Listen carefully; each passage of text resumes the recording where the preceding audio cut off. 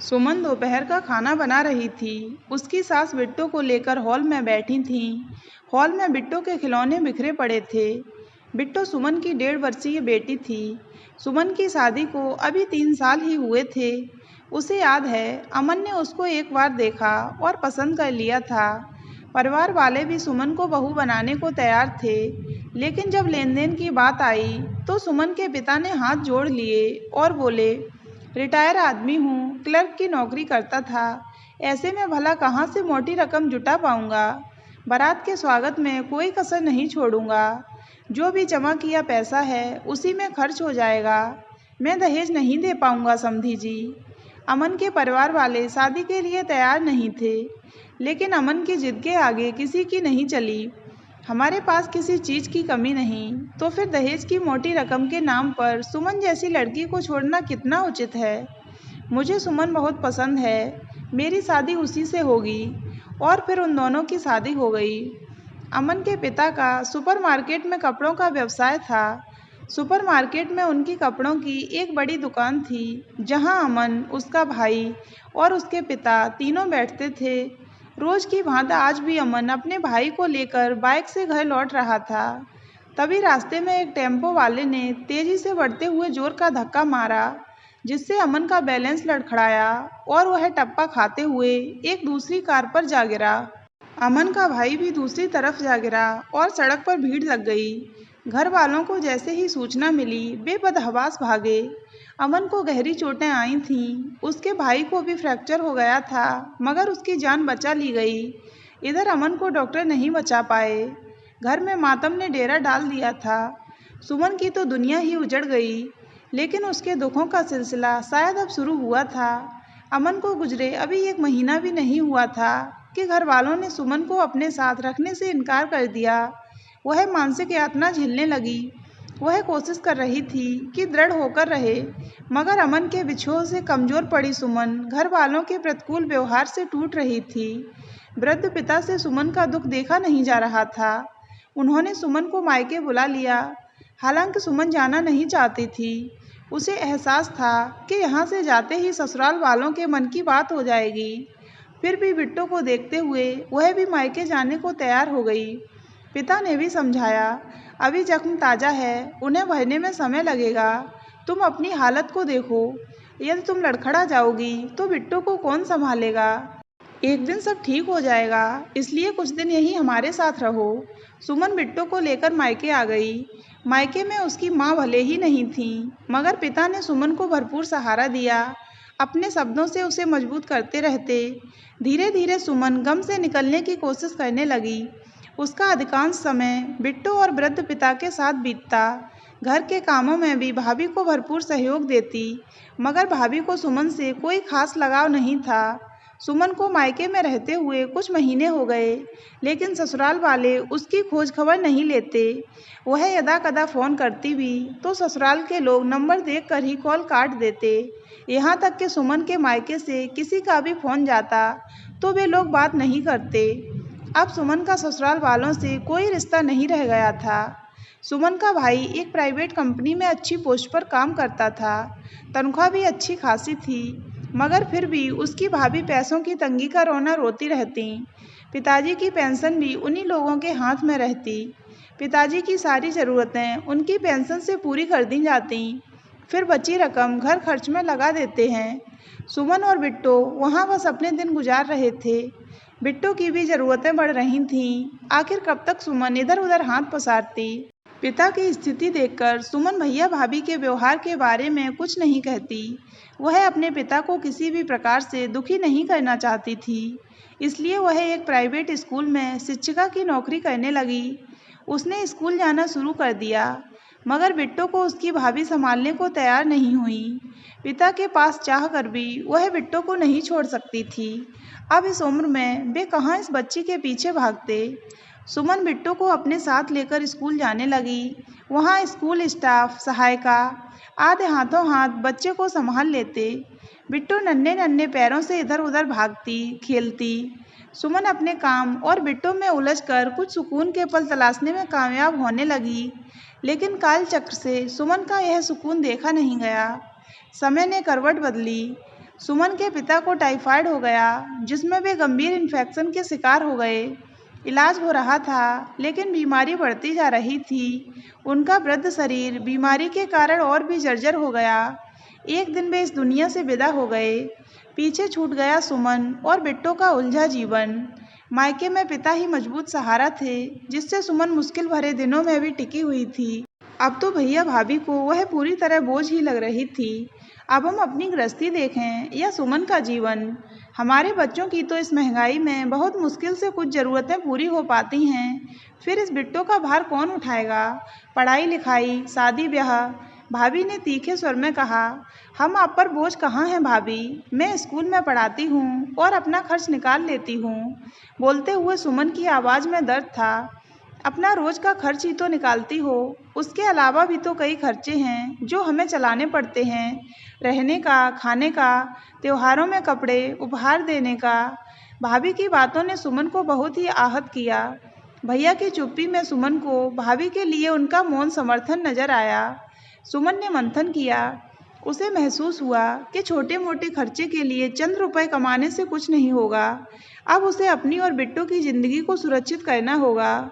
वह एक वकील से मिली और फिर ससुराल में अपनी हिस्सेदारी के लिए कोर्ट में एक अपील दायर करवाई। सुमन ने अर्जी तो लगा दी, मगर उस पर फैसला आना इतना आसान नहीं था। एक तो वैसे ही कोर्ट में न जाने कितने मामले लंबित पड़े थे, ऊपर से सुमन के ससुराल वाले पैसे का लेन देन करके मैनेज कर लेते और अपने वकील से तारीख बढ़वा देते। इस तरह सुमन को ससुराल से इतनी आसानी से कुछ मिलने वाला नहीं था। इधर भाभी का व्यवहार सुमन को टीसता रहता। एक दिन भाभी ने सुमन को शादी करने की सलाह दी। भाभी, मैं दूसरी बार दुल्हन बनने के लिए बिल्कुल भी तैयार नहीं हूँ। मैं फ़िलहाल सिर्फ और सिर्फ बिट्टो की माँ बनकर जीना चाहती हूँ। दूसरी शादी करने में भला बुराई ही क्या है? भरी जवानी में यूँ घूमना और अकेले रहना। तुम्हारा तो कुछ नहीं बिगड़ेगा, मगर यह समाज हम पर ताने कसेगा कि जवान ननद के जीवन के बारे में कुछ नहीं सोचा। ऊपर से कल को हमें अपने बच्चों का भी तो रिश्ता तय करना है। तुम्हारी शादी नहीं होगी तो उनका तो भविष्य प्रभावित ही होगा।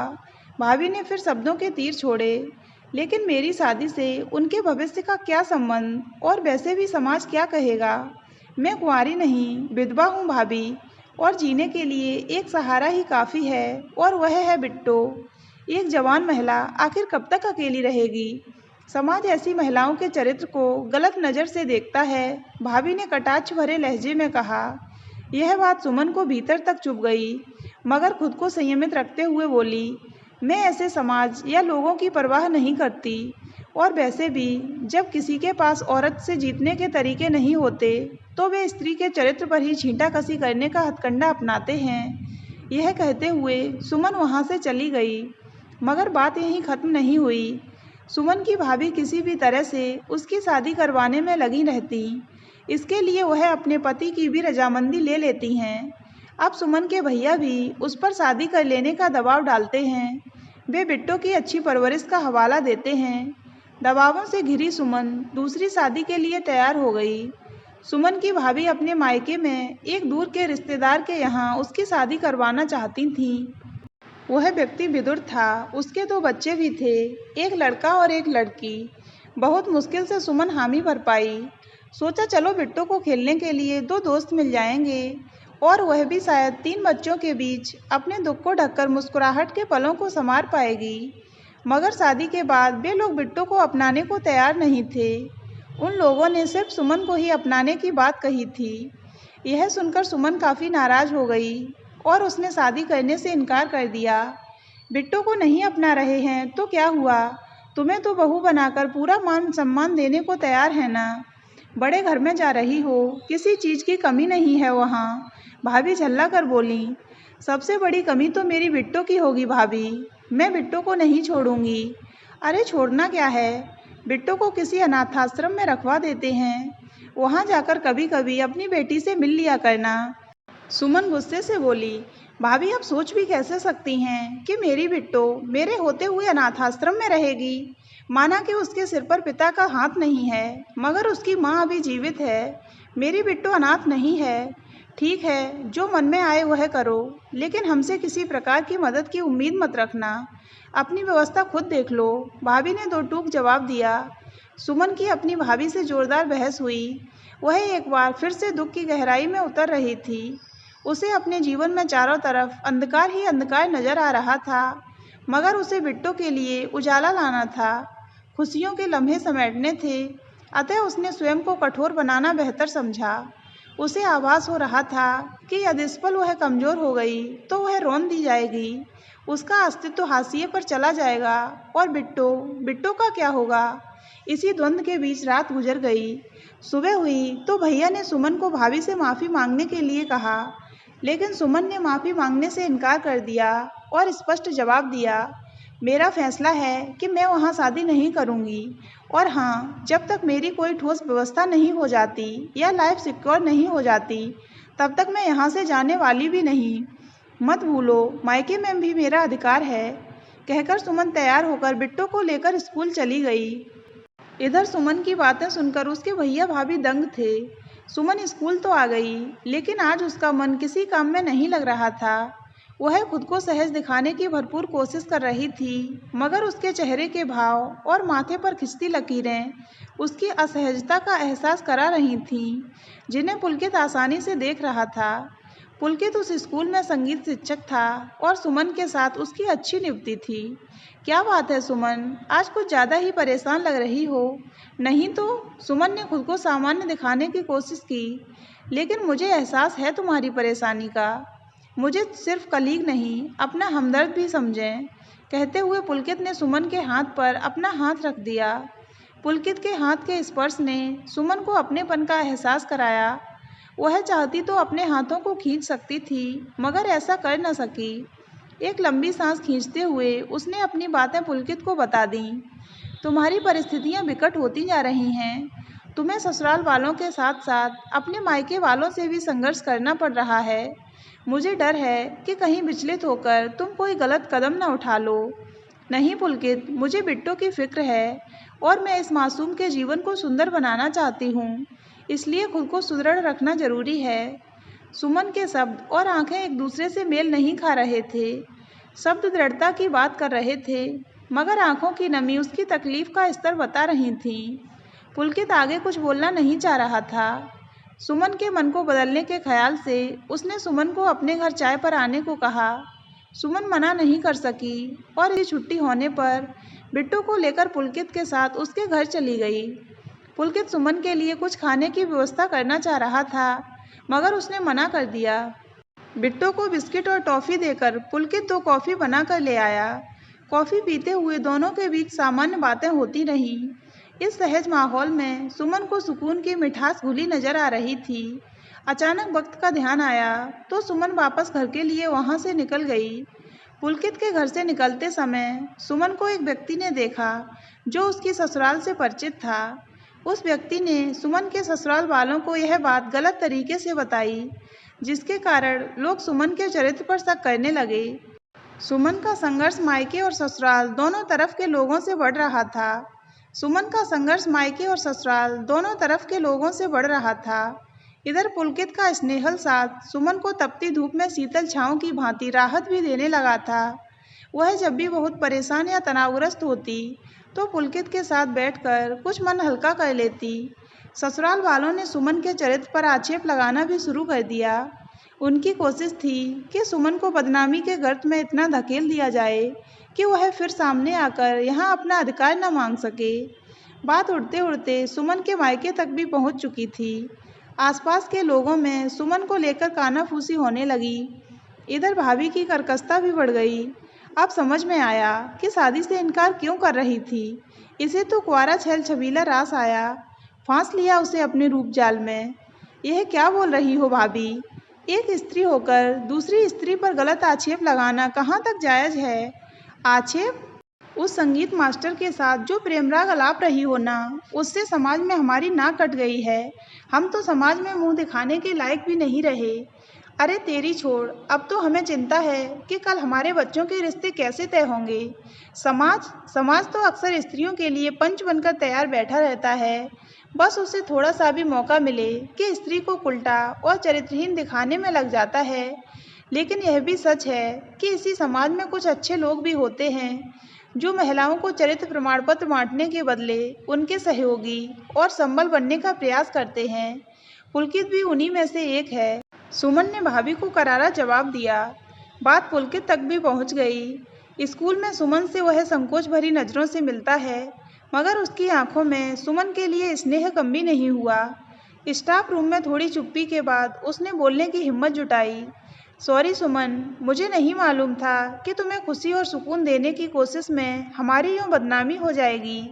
सॉरी मत बोलो पुलकित, तुमने कुछ भी गलत नहीं किया। गलत तो लोगों की नज़रें हैं जो तुम्हारे पवित्र स्नेह को दैहिक प्रेम समझ रही हैं। सुमन, मैं तुम्हारे मन की नहीं जानता, लेकिन यदि तुम्हारी सहमति हो तो हम आजीवन एक दूसरे का संबल बन सकते हैं। पुलकित द्वारा अचानक बोली गई यह बात सुमन को आश्चर्य में डाल गई। मतलब तुम्हारे मन में? ओह, मैं तो सोच भी नहीं पाई थी। तुम अफवाह को हकीकत बनाने की कोशिश कर रहे हो। तुम गलत मत समझो सुमन, मैं तुम्हारे हर फैसले का सम्मान करूंगा। तुम्हारे ऊपर मैं भावनात्मक दबाव नहीं डाल रहा, बस अपने मन की बात साझा कर रहा हूँ। तुम्हें पीड़ा से उबारना चाहता हूँ। पीड़ा? पीड़ा तो हम जैसी महिलाओं की शक्ति होती है। हम वेदना से टूटते नहीं, जूझते हैं।